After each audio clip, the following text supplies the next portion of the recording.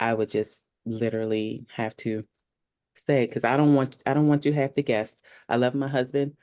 He's still a man. You have to be straightforward with these creatures, okay? You cannot leave any room for them to wonder. You have to tell them exactly what it is. So I have to say out loud what I need and then have him love me enough to do it. Okay. Being married for quite some time, learning my voice in the relationship, in the marriage, and learning that it's okay to have that. So I think for me, it is daily. Heck, sometimes it'd be, hourly, depending on what I'm thinking and how I'm feeling, in terms of, defining love. So I think, um, being comfortable in my delivery, being comfortable in my language, and being comfortable in what I'm saying, which a lot of that really, to me, teeters on or taps on into self-love in a lot of ways. So loving myself enough to say, hey, as Christina said, you have to be straightforward with these creatures, right? So This is the Lirae Journey Podcast on the McKissick Health Podcast Network. I'm Dr. Sharella Cupid, your host. The Lirae Journey Podcast is a space for Black women to choose themselves. For Season 3, the theme is Love and. We'll continue the Sister Circle conversations with Black women from different stages of life within various roles regarding personal, community, and professional. The intention of the season is to continue and start conversations on the meanings, experiences, and practices around love in numerous areas. This is our grounding season. Because Lirae means love is real and eternal. So sis, let's practice love. So today I'm very excited. I have two of my close sis in conversation with us today. We have Cristina Perez and Dr. Daya Thrasher. So if in just in a couple of sentences, if y'all can give us an intro of who you are. my name is Daya Thrasher. I'm a wife of 11 years, from up north, born and raised in Boston. And I mean, just a down to earth person, really enjoy conversations. Definitely love the conversation of love across various relationships. Um, let's see. Yeah, I don't, yeah, yeah. Thank you. Cristina? Hello, everyone. My name is Cristina, and I am also married. I've been married for 8 years to my college sweetheart, I guess you could say. Um, I am currently a special education teacher, educator, however you want to phrase it. Born and raised in Baltimore, Maryland, for those of you who don't know. It's Baltimore City and Baltimore County, exactly from Baltimore City. Um, what else? I find myself being at the center of conversations about love in reference to the model. I don't really think we're the model, but I think we have some good ideas on how to make it work. Thank y'all. I appreciate that introduction. So what brings y'all to this Sister Circle space?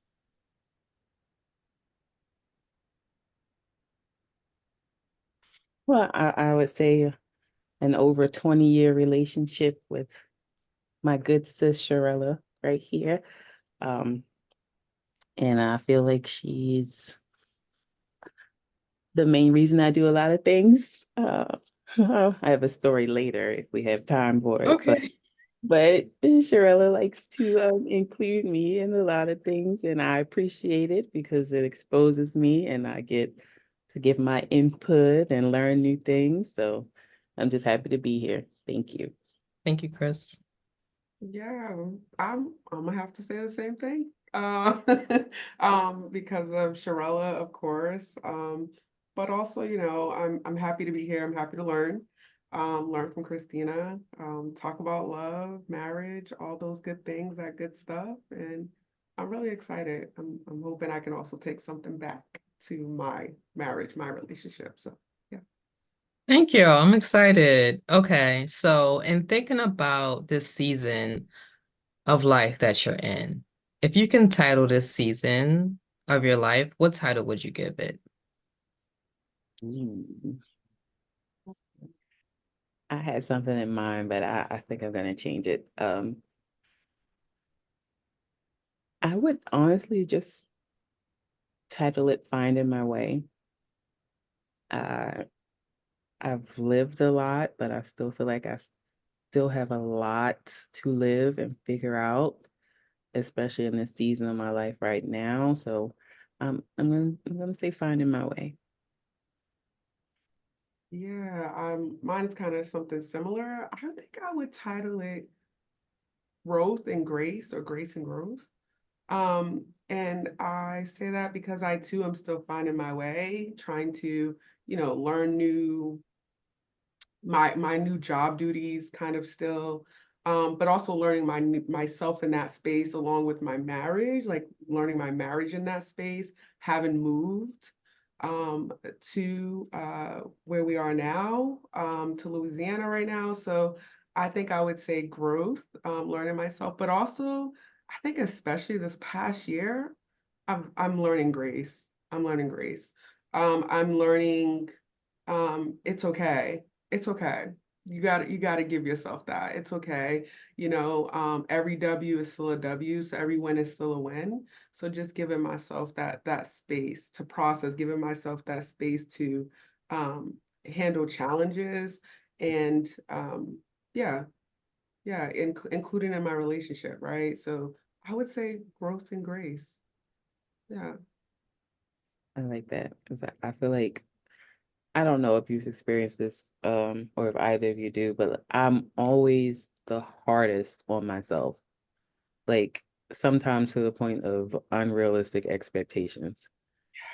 And when I can't meet those, it's just like, girl, what are you doing? And yeah, I think there's definitely something that I'm learning to do now is offer myself grace and just the ability to progress, not be perfect. So, yeah. Yeah, definitely. Definitely experienced that. I think too, a lot of times in the job that I have, my job duties, it's like it kind of creates that environment to feel like everything has to be a win. And when you don't get it, it's just like it feels like epic failure in a lot of ways. And it feels like instead of taking it and being like, you know what, it's okay, ease up, it's like I go harder. Like it's like and then I'm tired, and that means if I'm not 100%, I'm not at 100%. How do I give myself or show up to my marriage, my relationships at 101%, right? So I think, I don't know, sometimes I often think that's just, it comes with the territory in terms of the job space, but I also think maybe a cultural thing. But yeah, I definitely feel like I'm super hard on myself, and I've had people like Sharella tell me, sis, the job's gonna be there, that opportunity is gonna be there. I'm like, no, I gotta go hard. But this past year, I literally, like, I'm really proud of myself because I'm like, no, no, Yeah. it's okay. Yeah, that's gonna be what it's gonna be today. And, Yeah. and feeling good about it, because I think it's one thing to have that feeling and then still feel horrible about it and say you're giving yourself grace, but then really you continue to do the same thing. And then it's the other part where you feel bad about it, but you're okay with that feeling. You could sit in that space and be fine. And I feel like this past year, and I'm hoping future years, That's right. I can continue on the grace journey for sure. So yeah. And you will. Ashe. So y'all saw the conversation about the importance of self-reflection and being in relationship with yourselves. Mhm. So in thinking about the title that y'all have given, so Finding My Way and Growth and Grace respectively, how are y'all defining love in this season? Mm. Well, I would say that since I'm literally in this space of discovering what it is that makes me happy first, Mhm. I would say that I'm not really defining love as this huge overarching concept. I'm tackling it more so on the day to day. Um, so what that looks like for me is literally saying to my husband, this is what I need, and this is how I need you to show up for me. And that could be maybe me getting home late and you having to do the dinner tonight, right? That could be me not spending time with you while you're out playing flag football. You know what I mean? That might mean for me taking space for myself and him understanding that, because my previous season uh was really spent for me being a support for him in his career. He's a therapist, so I took a lot of the weight of the house and the children, and even had to support him while he was in school, getting his degrees. So I would just literally have to say, because I don't want you to have to guess. I love my husband. He's still a man. You have to be straightforward with these creatures, okay? You cannot leave any room for them to wonder. You have to tell them exactly what it is. So I have to say out loud what I need and then have him love me enough to do it. Okay. Yeah, I think that's kind of where the growth part comes in for me too. Like being married for quite some time, learning my voice in the relationship, in the marriage, and learning that it's okay to have that. So I think for me, it is daily. Heck, sometimes it'd be, hourly, depending on what I'm thinking and how I'm feeling, in terms of, defining love, So I think, um, being comfortable in my delivery, being comfortable in my language, and being comfortable in what I'm saying, which a lot of that really, to me, teeters on or taps on into self-love in a lot of ways. So loving myself enough to say, hey, as Christina said, you have to be straightforward with these creatures, right?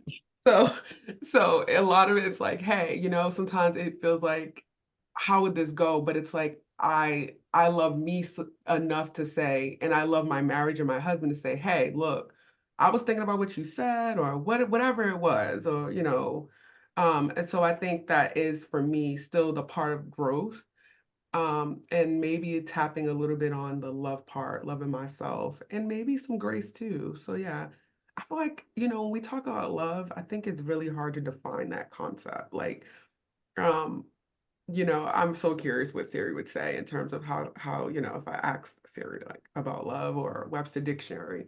But I think it's just something that's it's hard to define, but you can just try to describe. I think that's, when I think of love. So thinking about that question, it's like I'm doing more of describing maybe Mhm. than defining, because I find it very, it's just so, it's a lot. It just encompasses so much, and you can't really get it down to a sentence, or a word, So yeah, it's Yeah. ongoing. It's just an ongoing thing. Yeah. Yeah. And now as you just say that, like it's really because it's a feeling, right? But then it's also an action. And, feelings are every person experiences them differently. And the way that we describe feelings is completely singular almost. So it's like it's an action, it's a feeling, it's all of this stuff into one. And the only thing that you can do is feel it, experience it. Yeah. Yeah. And even then, right? It's like, you ever tell someone like they actually like, what does it mean to be in love, especially when you're like the trophy, or you're the modeled the model relationship, and you give them the answer and they look at you because it seems so cliche. You're like, it's that fiery, energizing feel, and they're like, okay, okay, give me some more, right? And it's just so hard. Or you give them more and it's just a lot. And so it's just one of those things where you can't wrap it up in a bow and say, this is the package, like this is the love package. It's like, no, because every relationship's different, every circumstance is different. And you said it best, like actions, all of that play into what it means for each individual in defining their love story. So, in thinking about the uniqueness of our journeys and our relationships, what are y'all unlearning concerning love and marriage and career?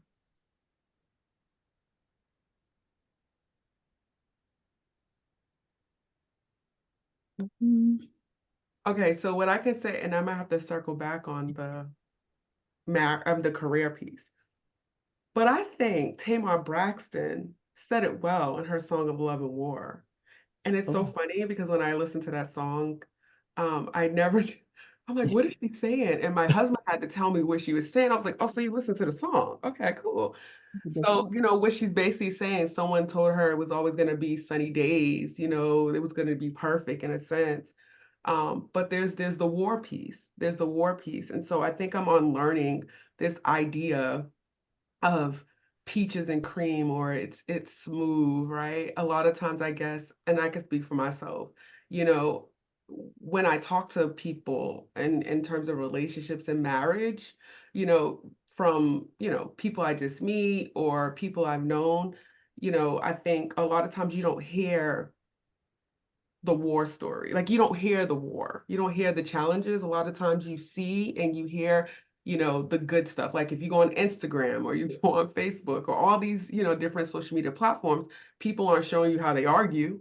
They're not showing you that, right? They're showing you, everything that's kind of happy, which is great. There's nothing wrong with that. But what I'm saying is that I think I had to unlearn that it was going to be a smooth ride. I think getting married younger when I was like 24, almost 25. So getting married and thinking like, oh, it's gonna be peaches and cream.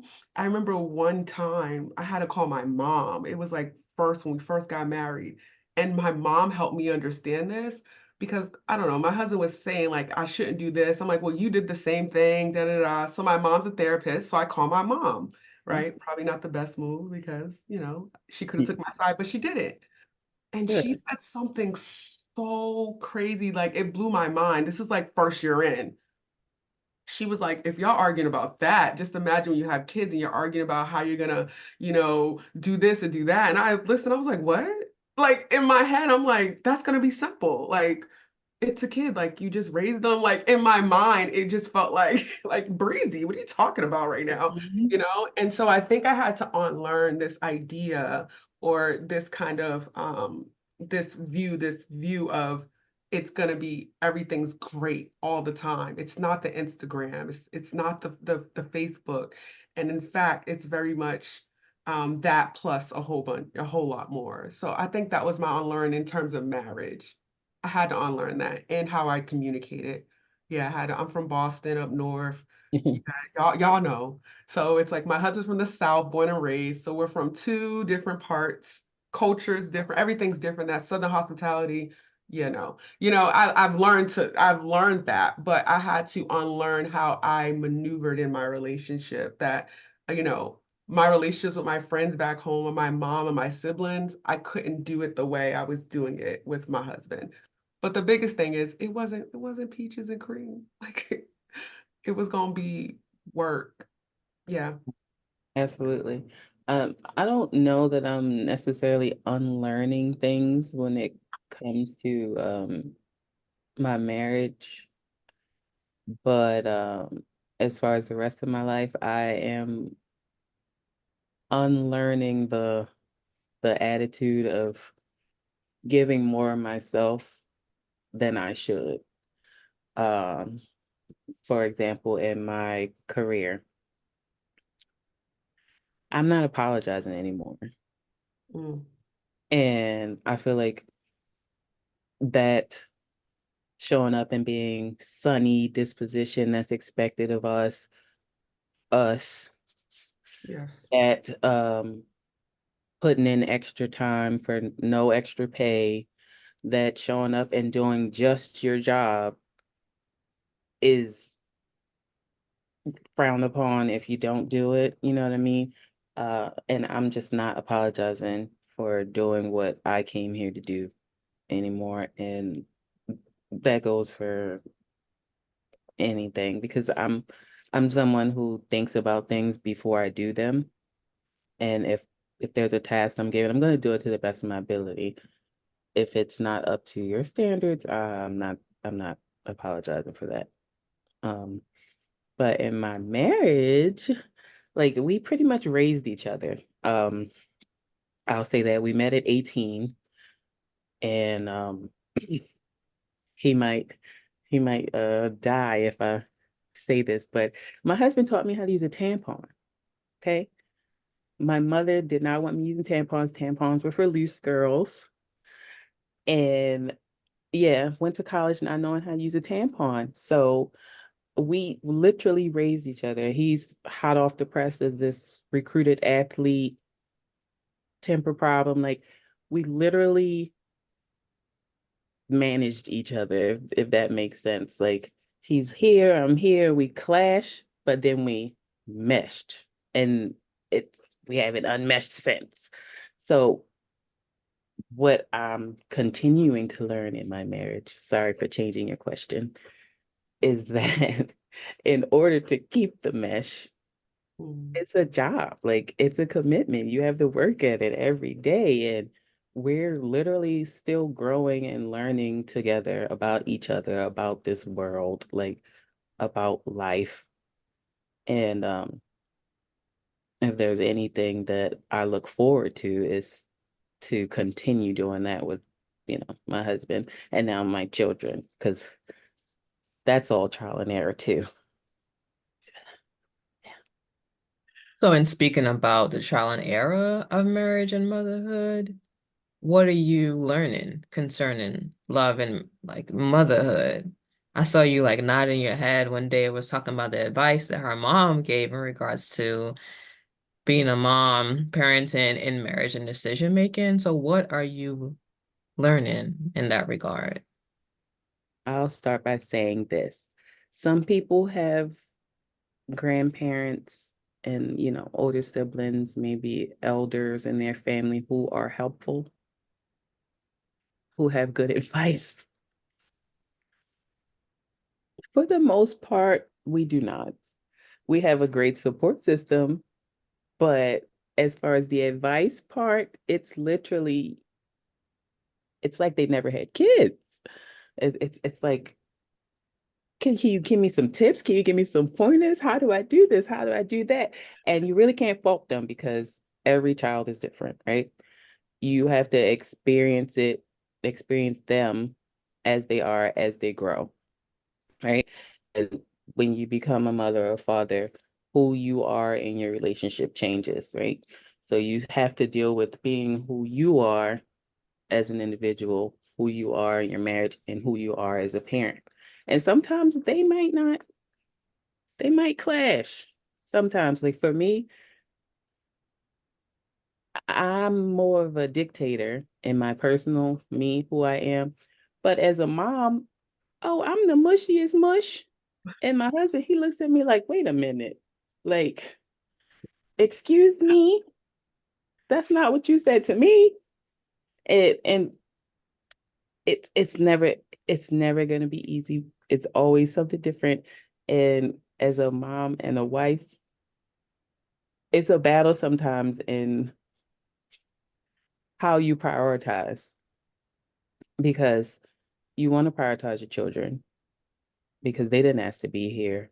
They're learning everything afresh, anew, almost daily. But then you have to water your marriage if you want to maintain it, right? And you chose this person. Like you have a lot of family that you didn't choose. You chose this person.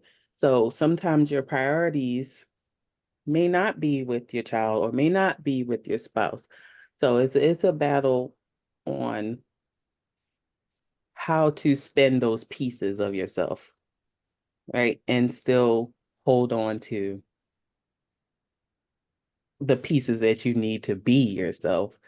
So I forgot the rest of your question. Sorry. No, you answered it. Like, what are you learning? Yeah. So Yeah.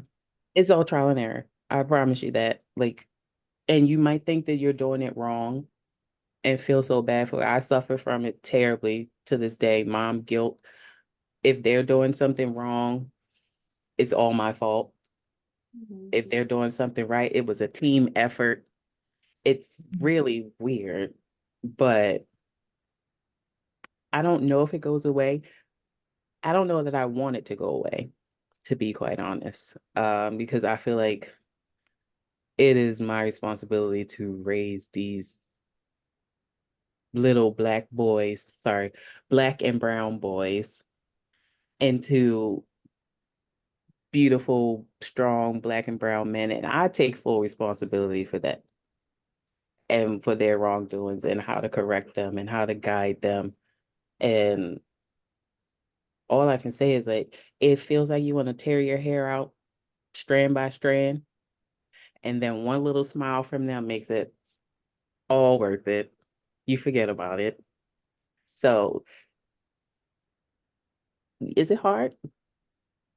Hell yeah. But is it worth it? Absolutely. So what you need to do is find the balance. If you do that, write it down, put it in the book, bottle it, sell it, something. But that's also part of the fun too. So it's what it is. Thank you. Let's see. I kind of want to go back to your question about unlearning, and then I could talk about learning, because I know I talked about unlearning my marriage, but unlearning in my career. Oh, I feel like what I'm trying to unlearn is this idea of code switching. oh, yes. I think I'm trying to unlearn that by showing up as myself and being like so unapologetically myself and being authentic to who I am. And I think at least I can say in these last, what, 9 months, the way my position works, I feel like I've started to do that. So I'm unlearning this idea of having to kind of mask who I am on the inside out, from the things I wear, from the way I speak, how I talk, how I walk, from the advice I might give or what I may say. And that's still an ongoing thing, but I'm getting more comfortable and being like, kind of with Cristina, like, man, look, I'm doing all this extra, but not getting compensated for that, right? Not even getting a nod. Like, Yeah. I see you, right? So I think that's a piece that I'm really in the process of trying to unlearn. I think we're socialized in a lot of ways. At least I feel like, when I think of my upbringing and people around me, I feel like we're socialized in a way it's an automatic thing to fit in a space, or yeah, to fit in a space. And I feel like, well, I often say, like you were saying about your spouse, like you chose this person. Well, I also think when it comes to my career, I feel like they chose me, I chose them. So why do I have to change up who I am? Why can't I just be me? Which that's a whole job in and of itself. To be like, oh, what did I say? Like, how did I say it? What did the email say? How Hey, did can you you review receive this? it? Right. Can you review this email, Dr. Cupid? Because I don't want them to think, so I think that's a big thing that it's probably going to be a forever thing, but I'm getting comfortable in that space of even starting to think about ways Mhm. to start on learning that. So rocking, going to work stylish, even though sometimes I get the comments are pretty funny. Like, you look adorable. It's like, what? Okay. But the point is that I'm like And I have to say, oh, so you're saying I look nice, right? I'm a therapist, like I'm a social worker, right? So my reframing of that is that, oh, so I look nice. Now, I'm not saying people are trying to be offensive, I can't speak for that person. But what I can say is that that is me showing up in a way like, this is how I'm coming. Like, I think it looks good. And that doesn't mean I'm less educated. It doesn't mean I have less knowledge. It doesn't mean any of those things. It means that, clearly you like my style, kind of thing. But but so I would definitely say that's the unlearning part in terms of career, job wise. Now, what I'm learning in my relationship, and even listening to Christina, talk about hers, it's helpful too, because I'm like, dang, I think I'm learning trial and error in addition to flexibility.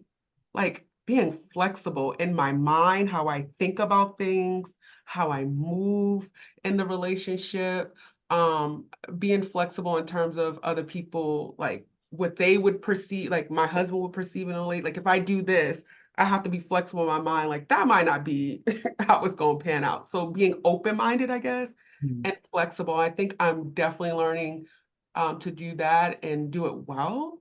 Um, Being married for so long, and in my mind, it's long, given the statistics I know about Is marriage. it long?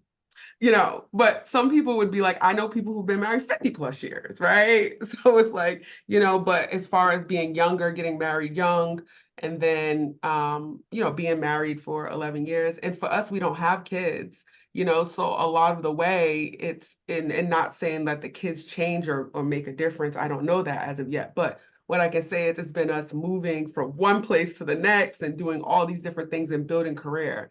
And what I've learned that I've had to do is be flexible and open-minded. Mhm. Um, and being open-minded means that it's not just about me. Like even coming to Louisiana, having other opportunities elsewhere, but I didn't just come to Louisiana because I wanted to. I literally had to check in and say, hey, which I had no problem doing, but that's being open-minded, making sure that I'm also knowing his career, his goals, his aspirations, his wants, his desires. So, here's the options. We got this, this, this. He's like, oh, Mhm. I'm calling her a arts major. I'm a dietitian. Louisiana is where we're going. And it's like, perfect. That was my choice. It just happened to work out that we both were on the same page. So I say that to say, yeah, flexibility and being open-minded and listening. Oh yeah. Nonverbals too. Those are Yeah. important. Nonverbals. I know when my husband's mad before he's mad. Mhm. I'm like, Because you so you know. want to talk about it?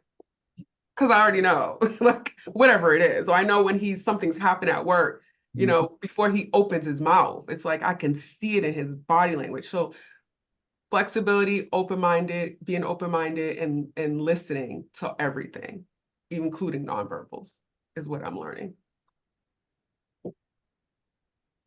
I had a question. This might be a little off topic, but while you were speaking, I got to thinking like, because for me, it is hard sometimes to kind of give yourself that pat on the back when you're in these career professional spaces and showing up as your accolades almost. Like, do you really know who I am? Like, all that I've accomplished. I mean, like, you introduced yourself as Daya. And I'm like, no, no, no. Where's the doctor? Yeah, that's so interesting that you said that. I struggle with that, Christina. I struggle with that. And I wouldn't say that it's not loving on myself. I think that there's a thing where you said it um like kind of having that like being the model. It's like sometimes I don't want that. I just want to be I'm just Daya from the same old, I'm saying, with some stuff behind me, so sometimes I feel like that's an upward battle within myself. But I also know the flip of that is also meaning when I do that, it might be even more difficult for me to say that I'm on learning things of like not like code switching, because sometimes you have to come to spaces with those things on the table, because if you don't, then we all know how it Mm. works. But yeah, I think that sometimes I mean, yeah, I'm Dr. Thrasher, but really I'm still just Daya. Like I'm Dr. Cupid said it best. Sharella said love and. So I'm Daya and I'm doctor, but I'm still that same girl. Like I'm still that same girl. I like to have fun. I like to, so sometimes I don't know. That's a thing. Maybe that is a self-love thing. I don't know. But that's something I do. And it's funny that you said that because I do that. Yeah. And I asked because like Sharella has had to remind me on many occasions of like some of my accomplishments and the things that I've done that may not be, you know, this degree or that degree, but other things that I have accomplished that apply in other fields. And I'm like, no, no, no, I'm not even gonna reach for that because I haven't done X, Y, and Z. And she's like, yeah, no, you've done all of this and this goes, so you're gonna do it. And I'm just like, yes, ma'am. And it's hard for me sometimes to remember and apply Mm. things that I've done that are needed or necessary in other spaces. So I'm just like, yeah, no, I'm just Christina. So it's kind of like the opposite in a little bit. So I'm like, I wonder if accomplished individuals are like, do I have a hard time patting myself on the back too? Mm. Yeah, I could say for me, that goes back to that like that tough love on Mm, yourself, like that, like no matter what you do, how often you do it, how hard you go, you're just gonna be super tough on yourself. I think that kind of goes to that kind of rides that a little bit because I feel like when I'm processing this right now, like not saying those things, it's like I know I did those things. Like I know, trust me, I remember being in the trenches, okay? And yeah, and struggling with that self-love piece. I'm like, I don't even know what I'm doing anymore in life. Um, and I think because I know it, it's just like, okay, yeah, okay. But I also think I tend to be tough on myself. And so that kind of transitions to yeah, I'm Daya because it's like I have so much more to do. Like I have yeah. this thing due. But it's something I'm trying to unlearn. I'm trying to unlearn like grace, right? So this growth in grace. This period of love I'm in. So I feel like, I am Dr. Thrasher, but I'm cool with being just Daya too. But trust me, sometimes I do have to do that. Right You there. know, Pull it out. yeah, what? First, let me explain something to Uh, you. Yeah, right there. which you thought. Okay. So, but yeah, yeah, that was a good one. Man, that tough Trouble with high love. achievers.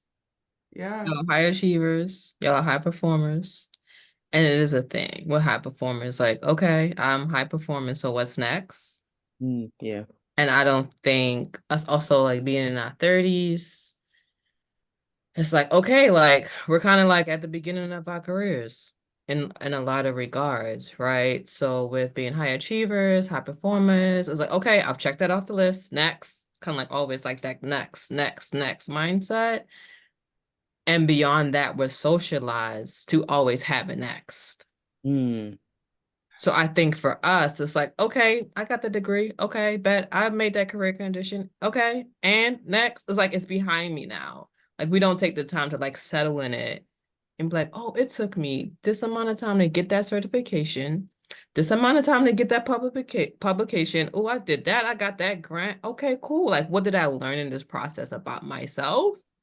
I don't think we sit in that because we got to move on to the next because we've been trained to for the grind culture. Like, oh, you got to have these monopubs, Dr. Thrasher, in order to quote unquote be on this tenure track, right? Right. Or like as an educator, oh, you got to have these quote unquote certification to be validated or to be quote unquote an expert educator in Maryland. So it's Mm. like, oh, I got to keep accomplishing these things because this is where the bar has been set. But also us like being high performers, high achievers, being socialized to do that also as Black women in the community in regards to education. It's like, oh no, like you're going to be smart. You're going to go to these schools and do these programs because that's the normal. Like being below average is not the normal. It's not the expectation for us. So I Yeah. think because we have been trained and socialized to it, we have adopted it. So that's what I would say in regards to, oh, like, why am I not just sitting in my PhD? Or why am I not sitting in my master's and being like, oh, I have arrived at somewhere great. Like, I've done this work and I'm validated. I validate myself because I'm here and I did it. Right. So I would say I definitely agree with that because for me, I'm just like within certain spaces, like y'all know me, like I'm your sis, like I'm Sharella, like I'm Nelly, I'm Rao, I'm Shell, like I'm all of these things based on the relationship that I have with the individual. Like I'm that inside name. I'm not Dr. Cupid. Like if my family, like my close, okay, cool, like it makes sense in certain contexts, right? Other than that, I'm just like, at the end of the day, I say this at the end of the day, when I retired, when I transition into the afterlife, I want people to look at my legacy based upon the relationship that we have, like how I make them feel, how I supported them, how we support each other versus these accolades. Mm. Because I don't think y'all love me because of my accolades. I think y'all love me because I support you and I show up. And I think the same for, I can say that for y'all. Like, oh, I can say like, oh, this person is my sis because she loved me in these ways that I didn't even know that I needed to be loved. Yes, Lord. So I would say I think that's why we have this like tension with like holding up our accolades while also be like, oh no, I'm this whole human. So that's why I think we go through that. Can I I just ask? Oh, I'm like, okay, so I'm thinking, I'm like, do we think, or do you all think that that plays a role in self-love, like being able to really truly hold ourselves and love ourselves, like in terms of this idea of being socialized in this way, having to be, high performers, overachievers or high achievers. Do you feel like that has impacted you in that way to really sit with yourself and be able to truly love on yourself? I don't know. I feel like for me, now that I'm thinking about it, listening to what y'all both are saying, like I definitely feel like it could have and it might, like at 100% in terms of loving on myself, because of the expectation that mm, I didn't even set for myself. Not to say I would never have done these things, but it's like, does that make sense? Like mhm, I didn't mhm. start off with this expectation. Not that I don't think it's a great idea. I'm just saying, like, I didn't say, yes, this is what you should be doing and this is what you must be doing to reach that level. So I don't know. Do you feel like that plays a role in the self-love? Oh yeah, for sure. I think because within this like capitalistic grind culture society, people often ask you, oh, what do you do for a living? Like that's one of the first questions. Not like how you're feeling, like what do you love to do? Like when's the last thing that made you laugh? Oftentimes it's, oh, what do you do for a living? Mhm. It's not who are you as a person. So the fact that we're socialized to put our professions first is normalized for us to sacrifice our relationships for our profession. Mm, And that's something that gets a pass. So even in like my introduction, I was mindful to put profession at the end because I don't want that to be in the forefront.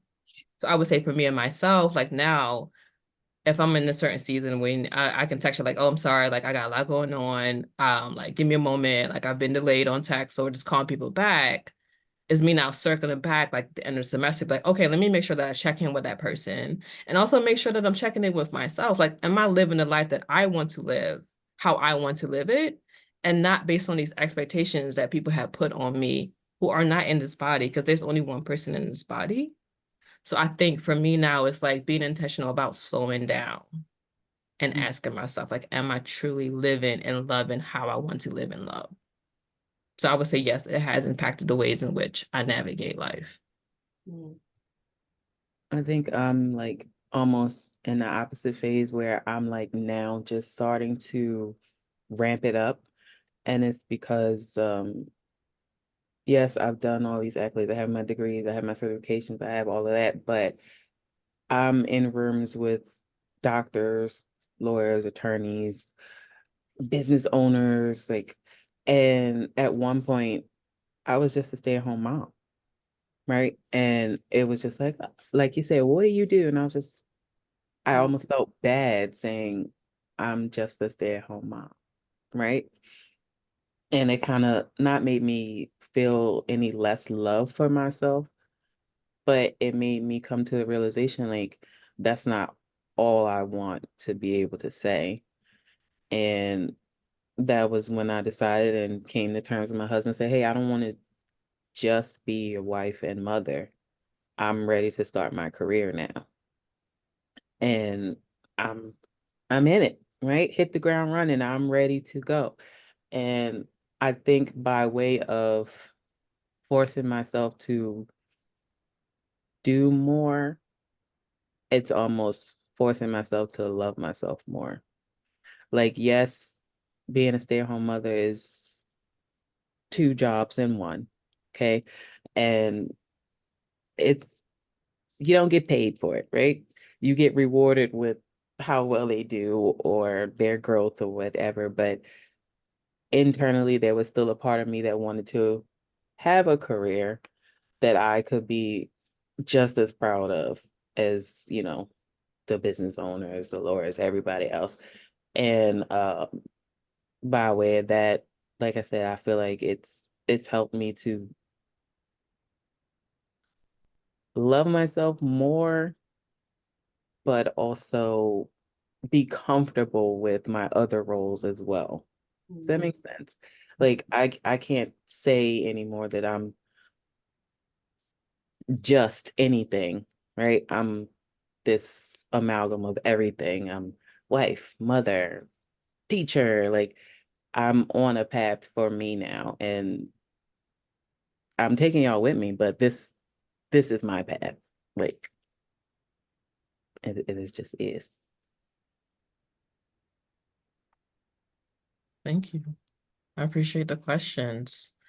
So in thinking about self-reflection and growth and navigating life, what would you offer younger sisters concerning these conversations on marriage, on motherhood, on career? What would you offer younger sisters? Oh, I'd first and foremost say it's okay to put yourself first and that you should because you cannot pour from an empty cup. And as far as building relationships, even with careers, take your time, do your research. Do not rush into anything. Uh, for me, in particular with my relationship, we've been together for almost 16, it'll be 16 years in November. But I refuse to be with someone who I hadn't seen through multiple phases of their life permanently, if that makes sense. Like, I need to see you happy. I need to see you sad. I need to see you angry. I need to see you with some money, without some money. Okay? Because people people go through different seasons themselves and they change, okay? Am I going to be comfortable and safe with every version of you? Okay? And the same thing applies for relationships outside your marriage and sometimes in careers too. Is business going good right now? Cool. What's going to happen when it go bad? So you have to take your time, do your research and be ready. Yeah, definitely. I think you said that really well. I think definitely slowing things down. When you said put yourself first and then you pause and you said you should, when I tell you that that was mine. No, put yourself first. Come You on. can't give yourself to anyone, any relationship, if you don't know how to love on yourself and put yourself first. I think that is so important. And a lot of times when you listen to, or when I've listened to other relationships, it's like they're lost. Like some people are lost in their relationship because they didn't know how to put themselves first, which means it makes it difficult to bring yourself to Mhm. a relationship because see, that person thinks something different about what you really want when you didn't give yourself, like you didn't say, this is me, this is what I need. Um, so yeah, I think definitely, putting yourself first is important. I think it's important not just for yourself, but for the relationship, right? So you got to water a relationship to help it grow, right, Christina? So in order to do that, that's bringing your full self and that's putting yourself first in that. So I definitely would say, do that. Definitely do your research. I'm a researcher, so research is important, however that looks. Some people do different types of research, but do as much as you can. I think learning people, learning yourself in different phases is also just as important in terms of building and growing. And I do think that, giving yourself grace when challenging times come up.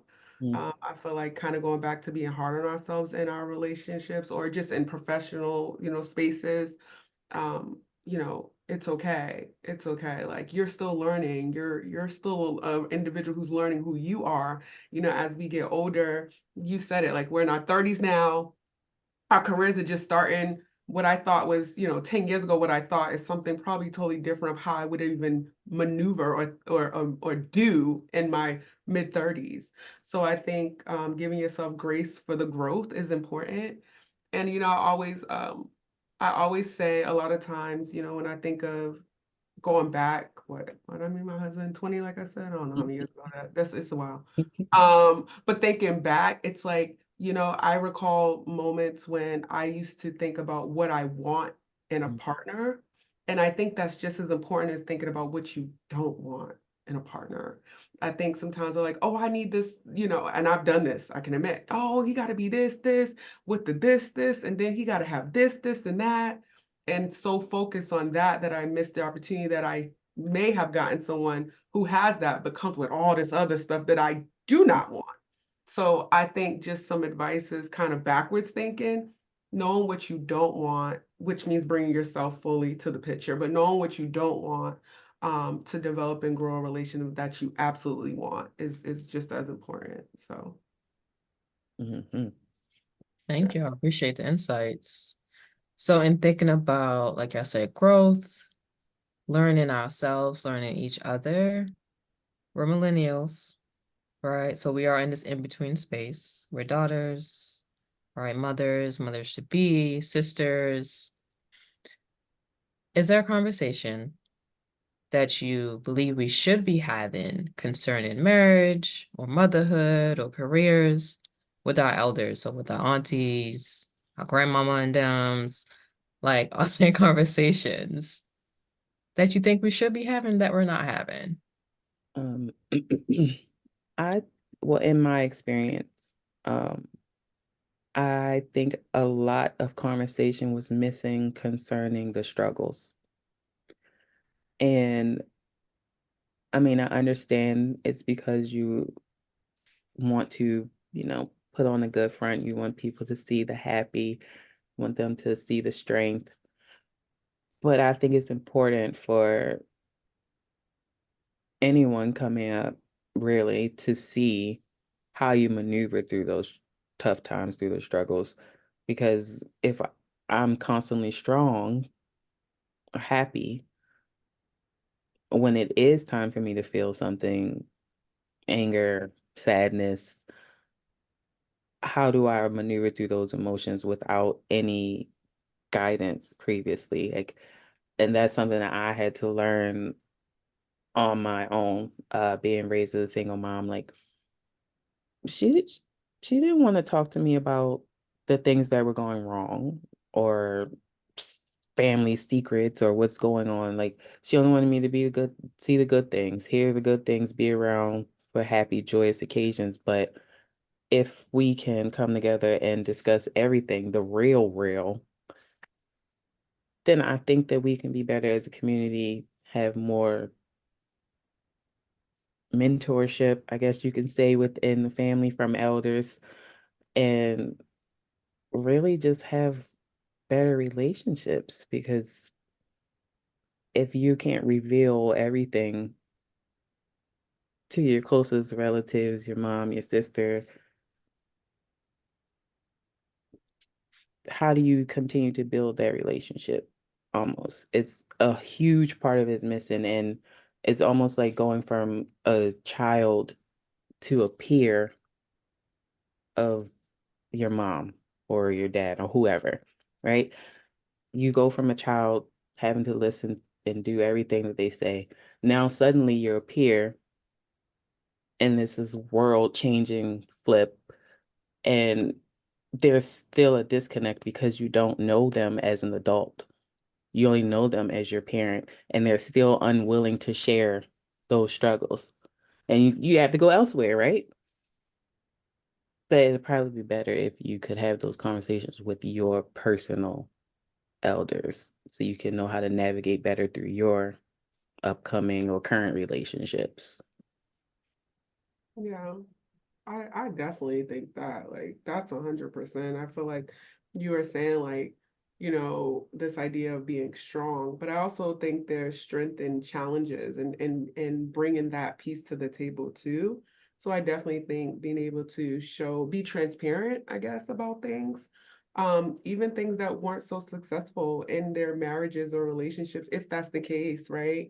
Um, for them, I think that's important. I think it helps, at least if I were to have that, it would help me navigate a little bit differently. Not to say it would be better, but I would have more tools. If that makes sense. Mm. Um, and I think just within our community, things look different. So I also have tools, amongst someone who belongs to that same community, like that culture, like, okay, right? So like for example, my mom grew up in the South. I'm one generation removed from the South, right? So my mother grew up in the South with her grandparents who were married, right? My husband's from the South, I'm from the North. So even if we had like more of those conversations, even about my grandparents and stuff like that, not to say we don't, but that may have helped me get a little tools. Like I didn't know nothing about no Southern hospitality. I'm like, this is who I am. So what's up? Like, and so it's like, well, no, it's different. When I met his family, they're like, oh no, wait a minute. Mhm. Where's the Southern hot? That's not how you, and I'm like, well, I'm from here. We look very much alike, but culturally there's differences. So thinking about that, being transparent and having those conversations, I might have had some tools in my back pocket Mhm. when I was introduced. It didn't go so well. Well, I didn't say it didn't go bad, but it might have looked different. So I think just having conversations, real conversations, about being 100% to help us navigate a little differently. And I also think too, being open-minded. So having conversations about being open-minded, I think a lot of times, okay, yeah. Open-mindedness. Yes, yes, yes. Please. Yes. Come on, give it I to us. think I think a lot of times, we know there's differences across generations. That's clear. Even the current generation, we clearly know there's differences, right? As it should be, right? It'd be weird if there were no differences. But I think being open-minded and having that open-mindedness about, you know, relationships now or your relationship and how it may have looked different. I think a lot of times our parents are like, oh, no, that's not, don't do that, or that's not, what are you talking about? That's not what me and your dad did, or all that. And it's just like, one's not right and one's not wrong. I'm coming to you because you're someone important to me that I value in the advice. So I think being open-minded, if I can talk to the Grams and the Ninis, the generation before us, I would say like, can y'all just a little bit, because I want to keep this thing that I call love in this marriage that we rock out with.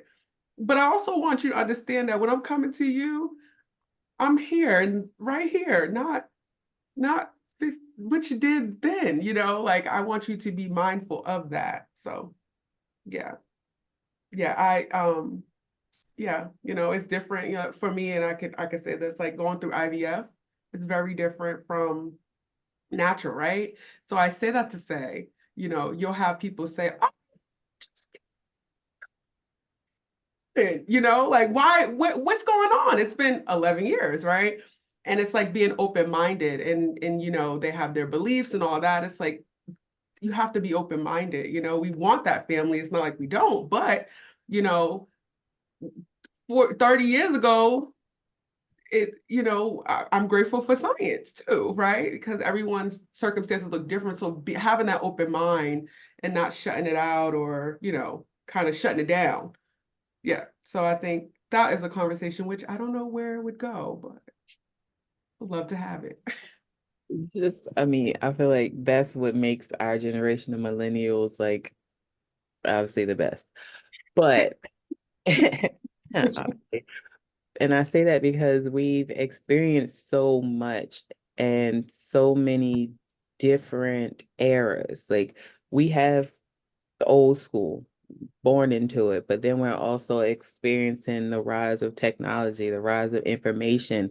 We are the most curious generation, like, and we're really the most open-minded because we're used to new things coming at us all the time.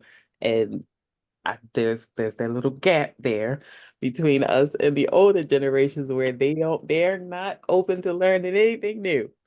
If it ain't been done, they don't want to do it. They're not interested in learning new tricks.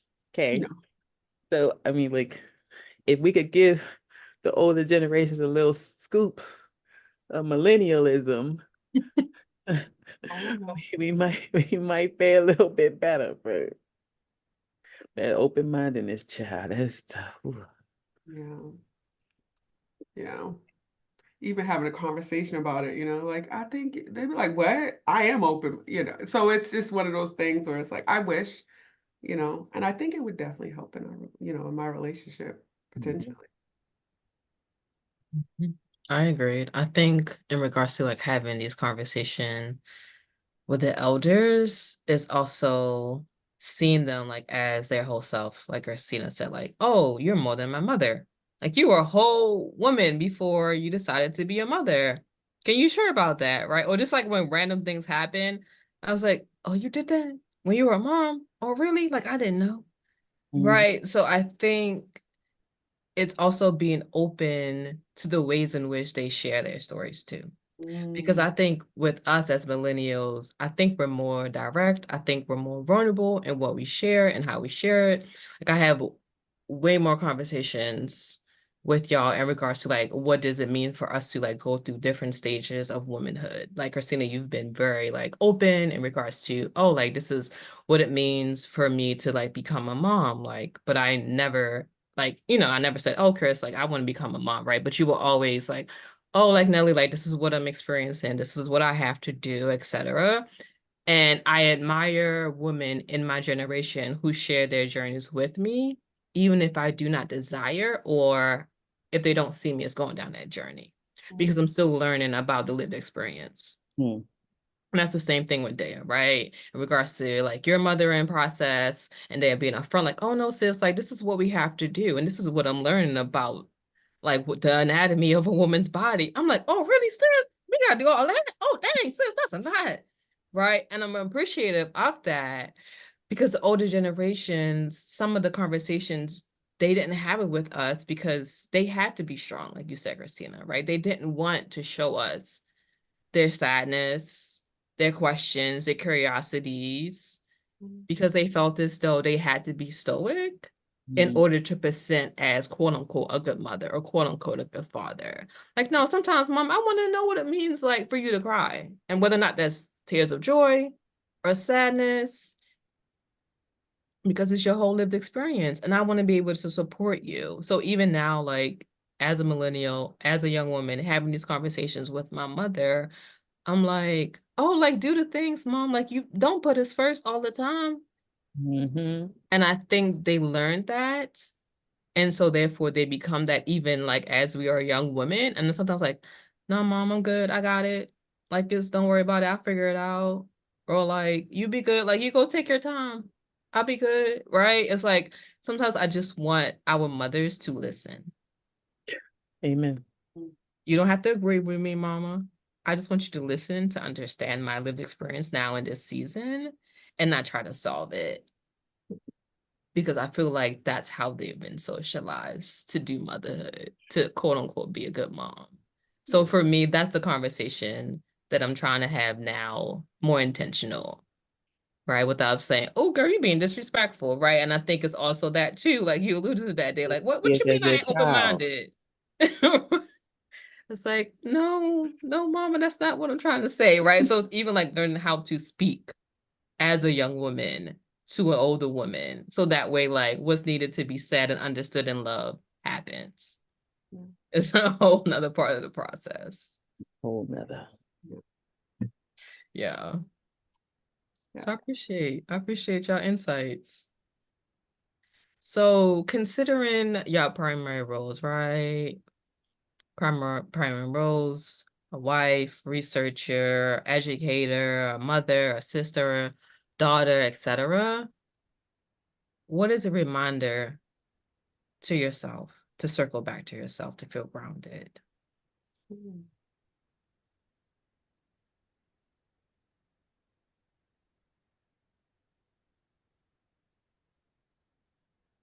I don't know if it's a reminder per se, but sometimes I do have to literally go, work day's over. Like leave the work at work. Okay. Can't take those stressors home, those situations home. Like work needs to stay at work. There's a boundary there. Now it's time to release that, get back into who you are as a person, which is normally my ride home. And then there's still another transition, right? Kind of leave a little piece of myself where it is in my alone time, and I gotta put on that next set of uniform pants and go and handle being, wife or mom. But it's literally for me having a compartment for everything where if they merge, for me it's too much. It's overwhelming. I need to have separation. And I have to, I guess, remind myself to keep it where it belongs so that I can be sane and show up as my best self in every arena. Yeah. Thank you. So so you're asking in terms of grounded, in terms of our like careers, like what keeps us. Yeah, and in your primary roles. So whether or not that's as a wife, a researcher, a daughter, a sister, etc., like what's a reminder to circle back to yourself to feel grounded? Hmm. That's a good one. I don't know. I feel like one of the biggest things that helps me, at least, just, you know, it might not be a reminder, it might be a constant. To circle back to myself is God. Like for me, like um my relationship, the love I have for God, like for me, that helps me circle back to myself and keep me grounded in a lot of ways. Even when it gets tough or even when it's going smooth, right? Relationship work, that's a daily for me. So I think that helps me kind of stay in that space, help me navigate in those spaces and helps me go from, my day to day. Sometimes it's hour to hour, depending on what's going on. So yeah, I think that's a constant reminder of, how much he's done and got me through and where we have landed now, both independently and as a collective, as a unit, as one. So yeah, that's what I would say. Okay, thank you. Now I ask these two questions to everyone, and y'all threaded through the conversation in regards to y'all long-term partnerships with your husbands, but this could be a general someone, right? So whether or not this question is from the perspective of a wife, how do you know if someone loves you?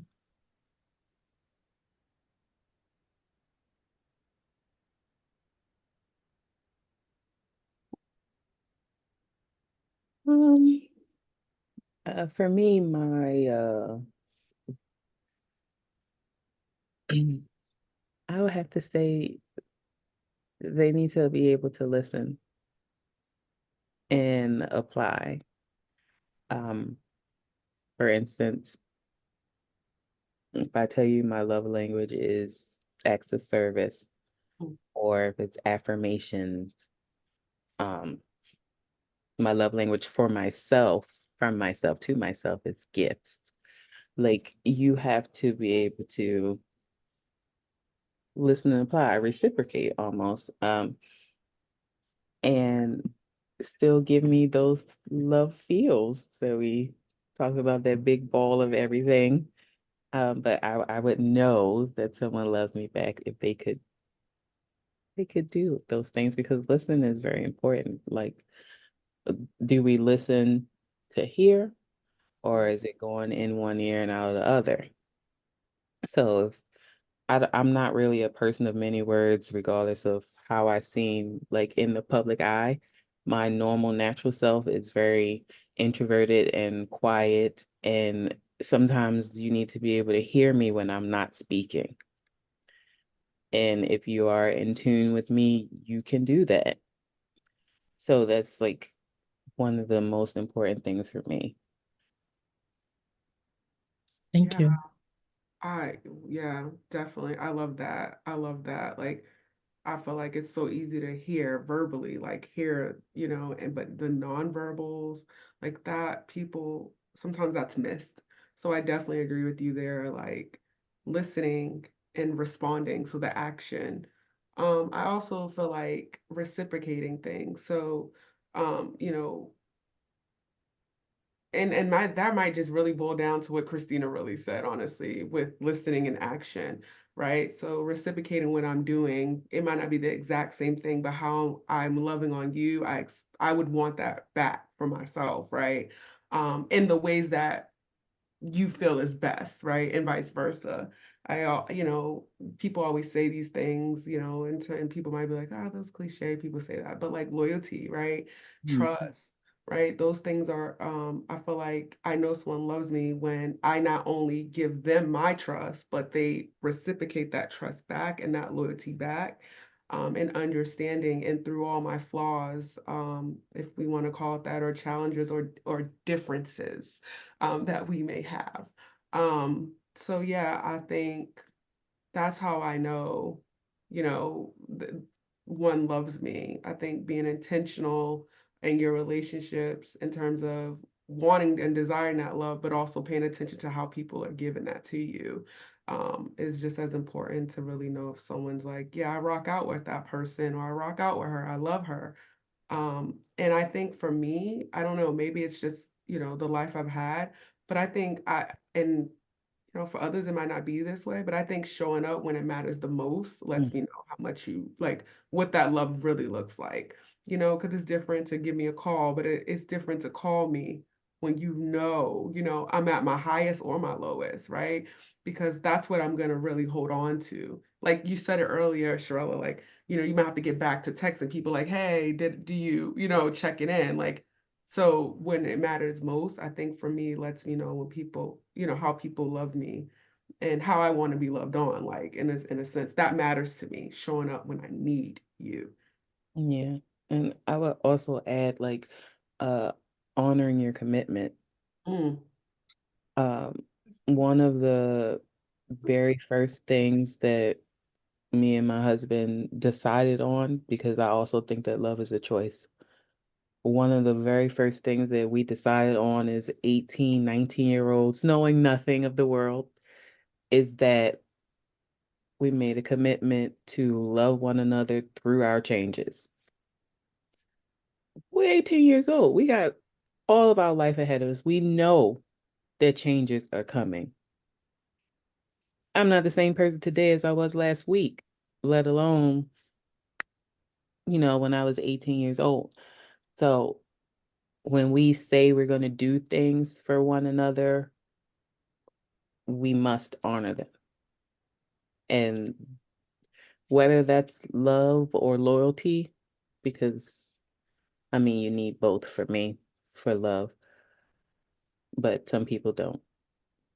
Whether that's love or loyalty to one another, I think that if you can show me that you honor what you say, then I'm pretty secure in having your love. Thank you. can I add something? Just listening to Christina. I don't know. Mhm. Like sometimes I think someone loves you too when they can admit fault, wrong.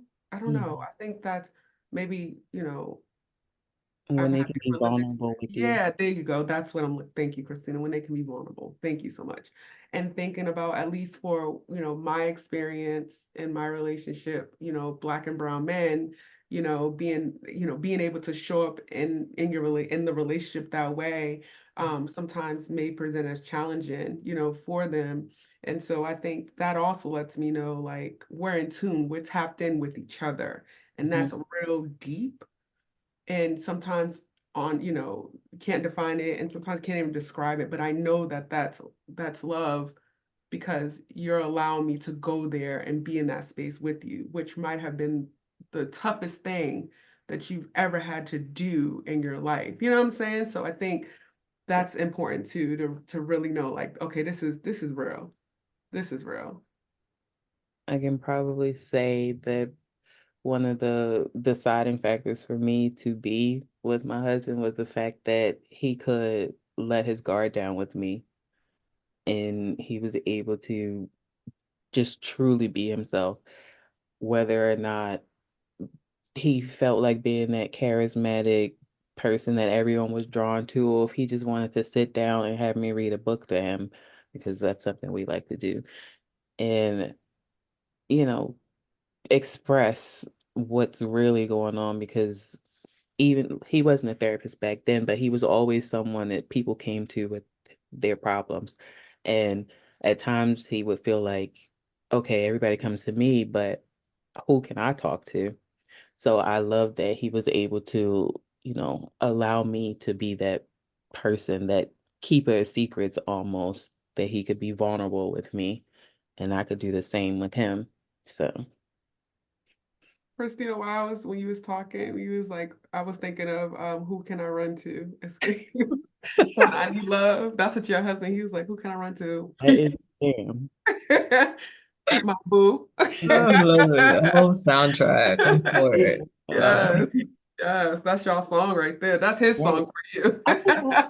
First of all, let me see if I can catch them on tour because I know, I right? really do like them. Like we oh, I think he just came home. We sorry, hold on. You're good. That's too funny. We followed SWV to Tennessee to see them in concert one time, and I'm just like, I gotta see him again. And now that they're gonna be on tour with Escape too, I might have to follow that tour. Mm. Yeah, because it's given, a little bit of your life, just some of those songs, just a little bit of them, just here and there. I'm just saying.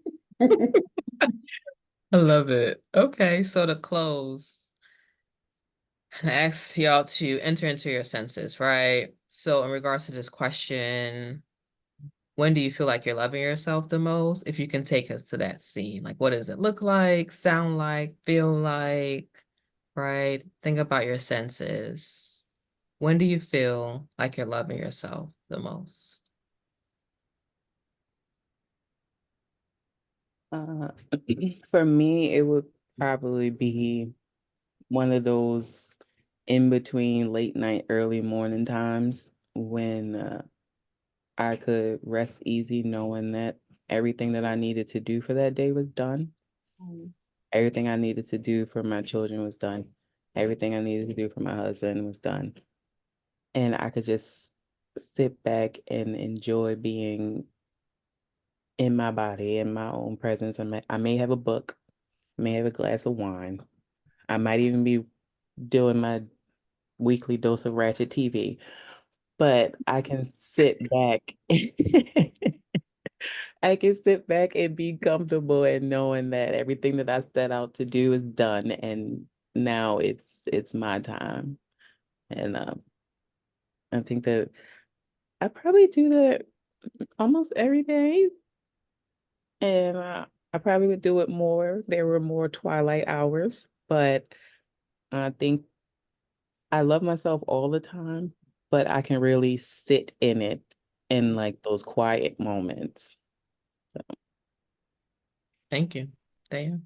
That's beautiful. I like yeah, little Ratch TV go a long way, but it I was do, the I part do. that you did everything for your kids and everything for your husband. That was beautiful. I feel like I could, the moments that I feel like I'm loving myself the most.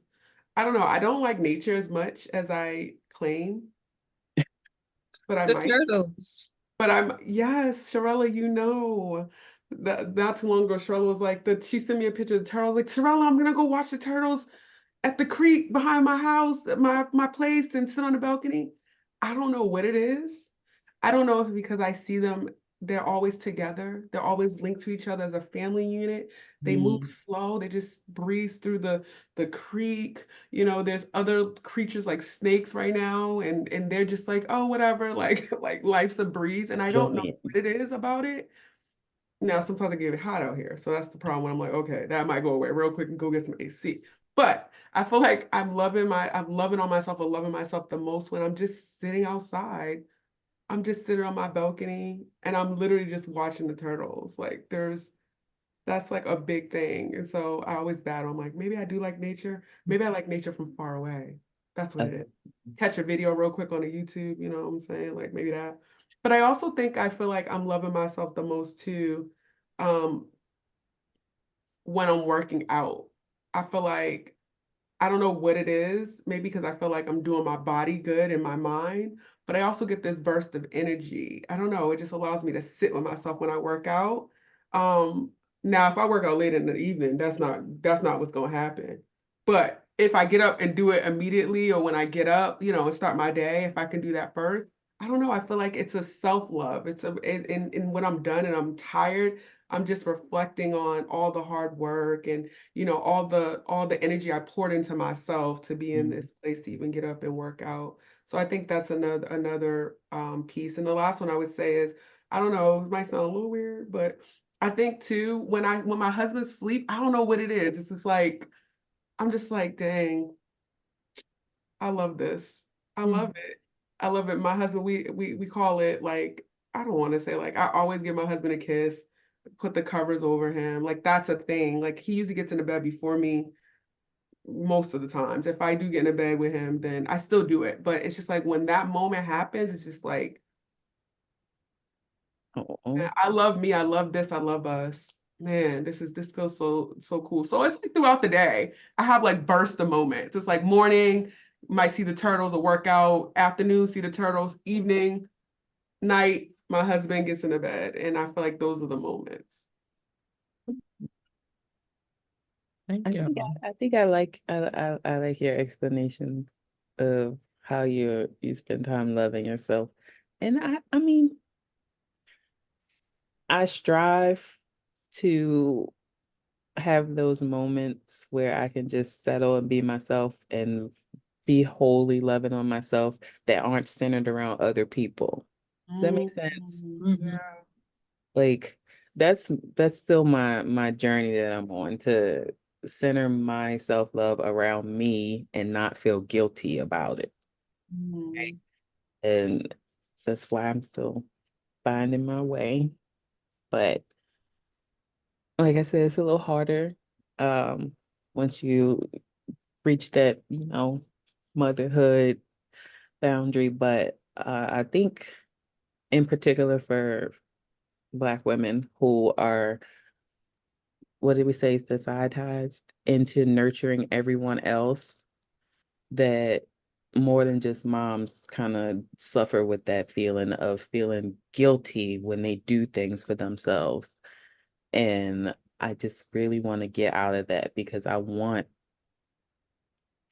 people to see me loving me loudly and proudly, and know that like if you're one of my people, then I'm gonna love you the same way. But like, yes, I still do love myself out loud, so I'm going into the deep end of that, but it's still a journey. Now I might need to give you a ring because once motherhood happens, I might be going right towards your direction. You might have to say, no, no, take it back to what you said now. Yeah, now we gonna make sure you go see the turtle, work out in, and then tuck them in, okay? Don't switch it up. I'm like, I don't have no time. I feel so bad. Maybe in that stroll and y'all go watch the turtles together. Okay, come on That's now. good. Come That's on. good. Come on. Okay. So, where can folks find y'all in regards to social media, right? So, what are y'all public facing social media platforms? Like, you want my handle? Yes. On Instagram, I am Black Beauty _1102. And There's pretty much a lot of what you see here there. I like, clothes and shoes and looking nice. And there might even be a few fitness videos on there. But I'm pretty simple, very easy to please. So that's all on there. Food, travels. I like to say I am the consummate Gemini, impulsive, curious, and into everything. So that's what you're gonna find. Thank you. I don't have IG, Snapchat, TikTok, none of that. Do I'm you part have of that LinkedIn, cancer. sis? No. Oh, okay. I have Facebook. It's just Shawndaya Thrasher. Just what I started on when back in the day when it first started. It's the same name I've been rocking with.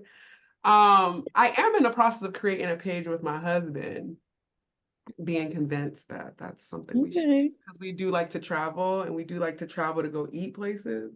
Mhm. So we're foodies.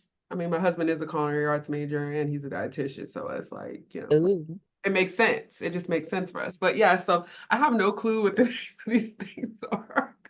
I just literally just like, okay. But yeah, Shawndaya Thrasher for Facebook. I really don't have any other. Yeah. Okay. So I'm gonna have to send that to you later. Like, hold on, let me Let me go make it. find, yeah, because I don't even, okay. we Well, made listen, it. if you I make don't a know the page, name. I don't know the I'll name. put it. It'll be in the description anyway for listeners and viewers to find y'all and connect with y'all. So the last question is, are y'all working on any recent projects or services that y'all would like to share? So whether or not you're working on a book, Christina, I know you're a writer. Daya, whether or not you're working on a grant-funded project in regards to youth violence prevention, and you're looking for co-collaborators or potentially funders, right? Are y'all working on any projects that y'all would like to share or services? Um, I am perpetually writing a book. However, I don't know when it shall be ready. And I'm also just working towards having my permanent teacher's license certification. And yeah, that's pretty much it. That's a lot. See, I did it again. That's it. Yes, he That's a did. lot, And sis. I was just like just agree. Yup. Um, what yeah, I was about to just do the same thing. I'm forever working on things as like Christina, it's just a constant. Grants, I don't know, am I working on a grant? You know what, that grace and growth, growth, that's that piece, it's summertime, so I'm being mindful of that. But yes, forever working on grants related to youth violence prevention, manuscripts, definitely working on manuscripts in relations to that. Um, Black fathering, preventing violence amongst our youth and our communities. Um, let's see, services. I do a lot of mentorship, so that's something being a tenure track faculty is a piece because I have responsibilities, but a lot of responsibilities don't include mentorship, but I definitely think that's super important for the next generation. So services, mentoring students in terms of research, grant writing, things of that nature. Um, and personally or within my marriage, working on trying to start a family. So that's a big piece that's been a journey, but one that I'm grateful for. Yeah, that God's allowed us to even be in this position and provided opportunities, to have resources to assist us in this process. So, yeah, those are the big three things that I would say I'm Thank working on. you. I appreciate that. Yeah. So thank y'all again, sisters, for joining me to share your journeys and reflection on love during this season. Thank you, sisters, supporters, and sponsors for listening. And as always, love is real and eternal. In community, peace. Hey sis, subscribe, comment, and leave a 5-star review if you enjoyed the show. To encourage other sisters on their journey, share the show with them and tag @Lirae Journey on Facebook and Instagram. I'll see you in the chats. Listen to the Lirae Journey podcast on all platforms and follow us on social media @Lirae Journey. You can also find us online at podcast.mckissickhealth.com. That's podcast.mckissickhealth.com. So come on in.